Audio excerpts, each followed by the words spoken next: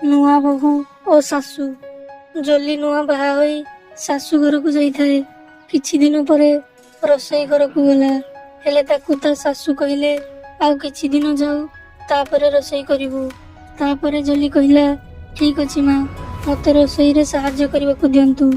तापरे से ता सासू को रोसई रे सहाय्य करबा को लागिला। एमिति किछि दिन बीती गला।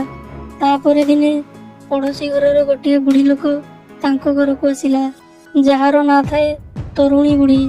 सी तापरे जोलीर सासू को कहला आलो तू बहु आनिलु, आउ कौन एबे भी रोसई करुछु? बहु को कहूनु सब करबा पई। जोलीर सासू कहले नुआ बहुटा तो सेथिपई ताकू करबा पई देई नाही। तापरे तरुणी बुढ़ी कहला सेथिरे कोन छिबा, नुआ पुराना आज न हेले काली सब करिवो कि नु? तू ताकू सब करबा को दे, तू आउ केते करिवु? ए सब कथा जोलीर कानरे पड़ीगला। से ता मन भितरे तरुणी बुढ़ी ऊपर बहुत रागिला। तापरे जेतेबेले बुढ़ी ता घर को जीवाकू बाहरे, घरर द्वार रे ता पाद लागिगला।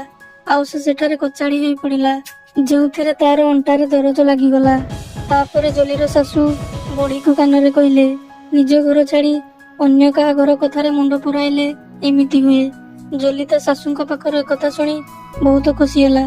वार्ता जदि जोलीर सासू पर लोकंक कथा शुणी निज बहु को उपदेश देइथांता, ताहेले हुए तो सासू बहुंक भितरे कलह सृष्टि होइथांता। निज परिवार पई केउ निर्णय ठीक ସେଇଟା ବାଛିବା କେବଳ ଆପଣଙ୍କର ଅଧିକାର ଅଛି। ବାହାର ଲୋକଙ୍କ କଥାରେ ପଡ଼ି ନିଜ ପରିବାରରେ କଳହ ସୃଷ୍ଟି କରନ୍ତୁ ନାହିଁ। ଏମିତି କାହାଣୀ ପ୍ରତ୍ୟେକ ଦିନ ଶୁଣିବା ପାଇଁ ଚ୍ୟାନେଲଟିକୁ ସବସ୍କ୍ରାଇବ୍ କରନ୍ତୁ।